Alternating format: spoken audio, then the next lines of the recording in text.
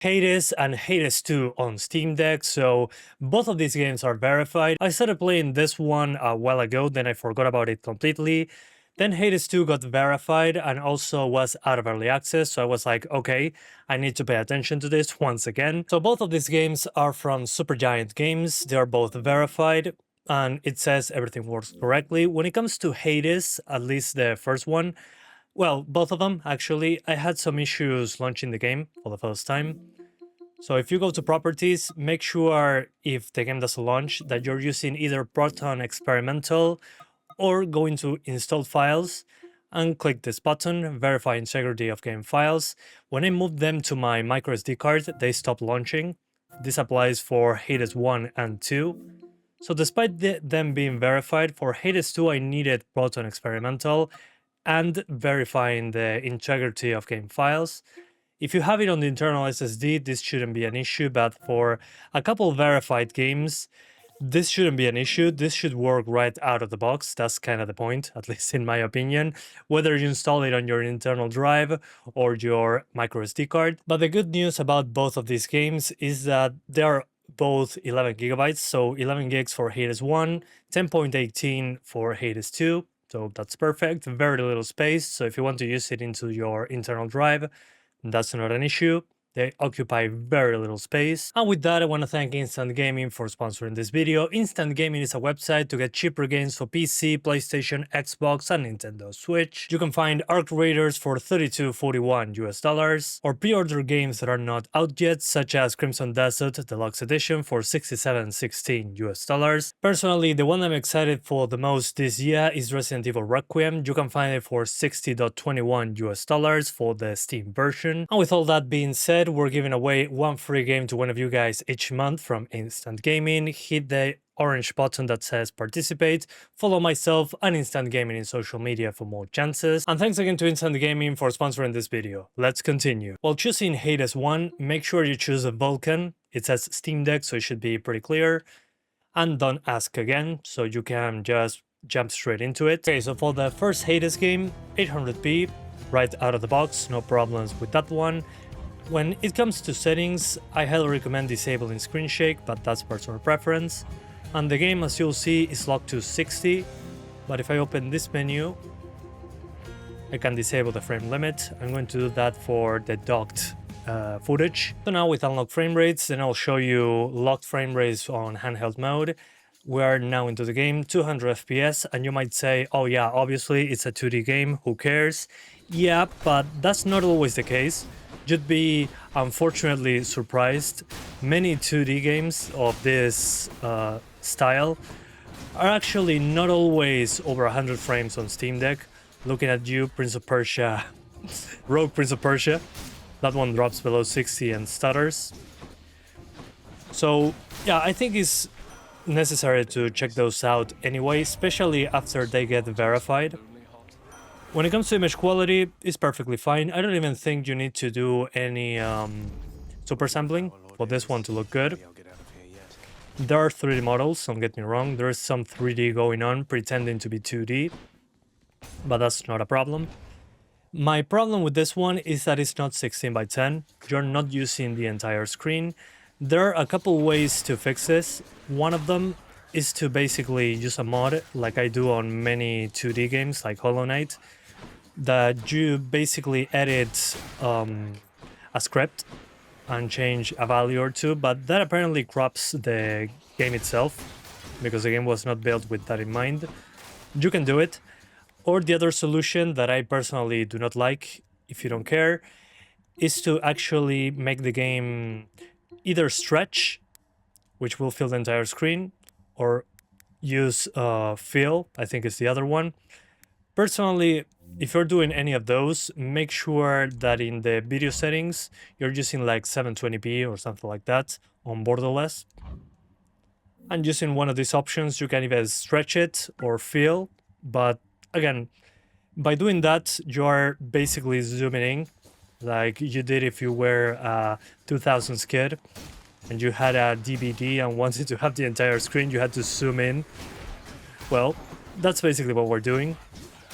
If I find an easier solution, I'll let you know, but So far, if you're launching the game, my expectation would be to have the entire screen, but overall, I have no problems playing this on Steam Deck, especially when it comes to unlock frame rates. As you can see, it's always above 100 FPS. So this is a game I would even play with a screen. So if you dock it to a screen, I think it will be just fine. You should be getting 60s, no problem.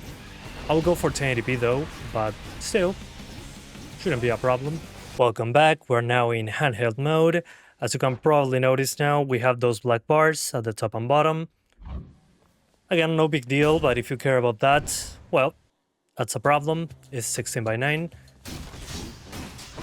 And now I'm playing at 90 FPS because Steam Deck OLED. That'll give me like 3-4 hours of battery maybe, depending on what's going on. Yeah, I think more like, well, 85% battery, probably, yeah, like 4 hours of battery with a full charge. But I'm pretty satisfied with the performance on this one. Battery life should be good enough. You can also limit the TDP. Is that something that you want, more battery life? Or lock it to 6 FPS, which I'm going to do in a moment. But as of right now, I think it's completely fine on Steam Deck. The main character does look a bit small, considering the size of the screen, so that's definitely noticeable. But yeah, it's completely fine. Good for the health. It feels pretty damn good on the smaller screen, and as I said a moment ago, on the OLED screen, those colors, man, that's fantastic. They kicked it out of the park with the art on this one. And considering what it looks like on the smaller screen, the art style of the game really doesn't tell me, okay, go and put some super sampling on it. I don't think it's necessary. I'm not noticing really any big jaggies to speak of, or TAA garbage like many newer games. This one though, I remember this game from when the Epic Games Store launched, that it was one of the first Epic exclusives. And I never touched the game until, I think, 2024. And then I was just waiting for Hades 2 to be out of early access to make this video, and here I am. So go to TDP limit and start lowering it. Let's see, if I put it at 4 watts, yeah, it starts to destroy the frame times. So let's try maybe 7 watts. Yeah, the frame times are not great like this, actually. But with 7 watts, let's see. Yeah, frame times are not great. That's the risk of lowering the TDP. But we get like an extra hour of battery, so play with this at your heart's content. Yeah, 1 extra watt does help. But lowering the TDP on this one is necessary. With the 6 FPS cap, that was not a thing. So 7 watts seems to be fine. So yeah, I would say for maximum battery life, maybe 7 watts. You can try a bit lower, but lock it to 60 frames. For Hades 2, we got basically the FPS limit. You can go from 60 to 360. We're going to keep it unlocked for this part. You get low, medium, and high. Obviously high, 800p, and that's basically it. I just kept the frame rate unlocked for this part of the video. When it comes to accessibility, I like to disable the screen shake, personal preference, but that's basically it. So welcome to Hades 2 on Steam Deck. So this one, I mean, you are probably going to expect this performance after playing Hades 1, but it does drop a little bit lower than the original game, obviously, because this one is newer, has better effects. Visuals, I think they refined their art style pretty damn well. And it's a sequel, so it was released way after. A few months ago it was verified on Steam Deck, and it also got out of early access. So this is a successful early access game, to say it in some way, because it even finished development. That to me is a successful early access game. So yeah, we're getting, at least when nothing especially taxing is going on, 200 FPS. Then later on, when there's more effects on screen and stuff happening, it can drop into the mid-hundreds. So you're basically at over 120 across the board. And we're still not using the entirety of the GPU. We are CPU limited. So you have more than enough leeway for a docked experience, maybe on a 1080p screen or something like that. You can get away with it, maybe even 1440p. So if you're interested in docked play as well, let me know. And like I said in the previous game, this one, I don't think it requires super sampling. You could do 1200p on the 800p screen to get a higher resolution on the smaller screen. But honestly, the only thing that I notice a little bit of aliasing is the main character when moving, but nothing distracting. You have to look very closely to notice it. So I think keeping it like this makes a lot more sense. So yep, they optimize the hell out of it. As I said multiple times, being a 2D game doesn't guarantee that it's going to run well. I played so many games that run like garbage and they hurt 2D stuff. It's ridiculous. This one does a great job with the art style. The art really makes it all come together. They really did a great job with the art style on this one. It looks even better than the original Hades game. But I'm happy they went full-on early access for this one and they actually finished it. Which, again, is not always a given. So anyway, now that I died, let's swap to the next one. One thing that you'll notice is that this game, in comparison to the first one, is using the entire screen, so great job to the devs. 16 by 10, entire screen. We can enjoy the entire Steam Deck.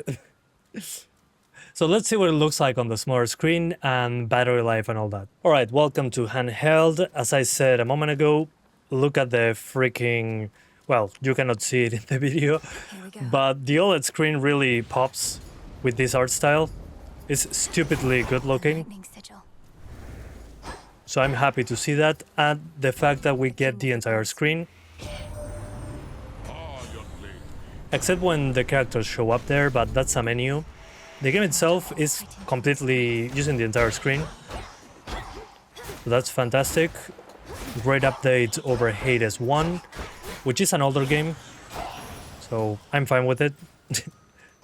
You can still get around it with a mod or two, but that requires work. So the idea with the verified games is that it's just install and play and don't think about it. I couldn't launch them the first time I installed them, at least recently. I haven't played Hades 1 since December 2024. I played a good amount of hours, but yeah, I haven't touched it in a while. When I downloaded it again on the MicroSD card, no way to launch any of them. So my advice is to install them on the internal storage instead. 10 gigabytes each. I don't think it's a big deal, but still, if it's a verified game, that shouldn't be a problem. The game should work without any issues whatsoever, especially when it comes to launching it. But it's freaking smooth, and this one is a longer battery life, at least when it comes to the first stages. This second game, since I haven't finished the first one, I really didn't get into this one. This is basically the start of the game, the first times that you get into these runs. So enemies are easier to kill, basically, and the levels are easier in general, so less effects on screen, less stuff happening.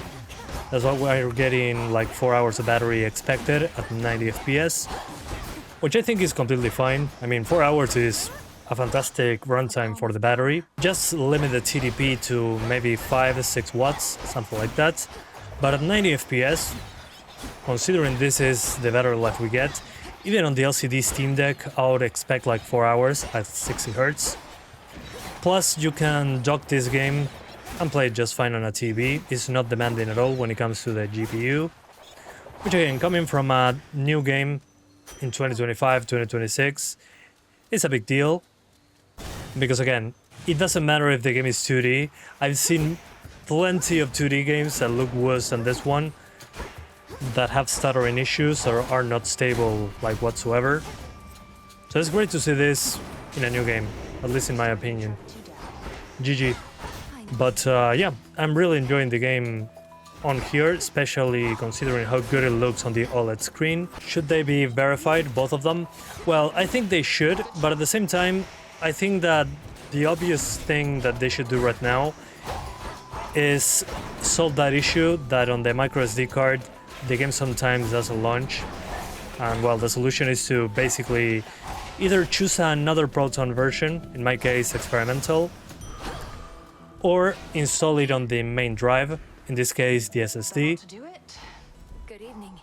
So yeah, the game looks fantastic, uses the entire screen, at least the second one.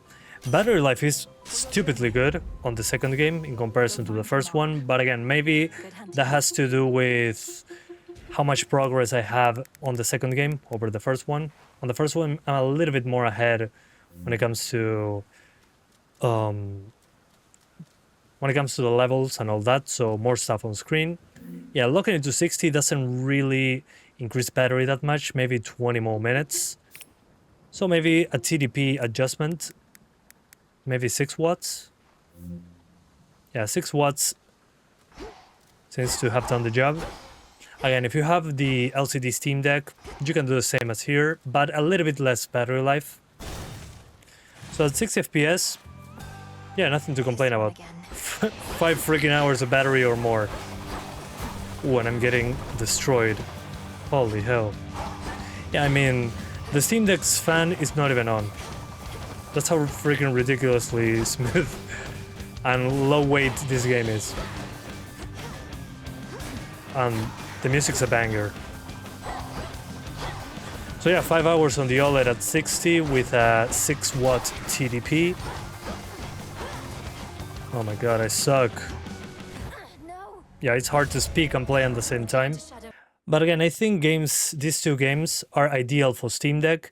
The only thing, again, make sure you install them on your main drive or start swapping Proton Experimental to a Proton GE version that doesn't match, maybe. Because I had trouble launching the games, even after playing them once or twice. MicroSD is nice, but yeah, you might run into those issues of launching the game, which I think they should fix, but who knows when that's going to happen. It's probably not everyone is going to run into this issue, but I think it's worth mentioning. So yeah, I'll highly recommend Hades 1 and 2 on Steam Deck. I still need to finish the first one so I can fully appreciate the second one. But yeah, I hope you guys enjoyed this video. Thank you so much for watching. I hope you found it useful, and I'll see ya next time.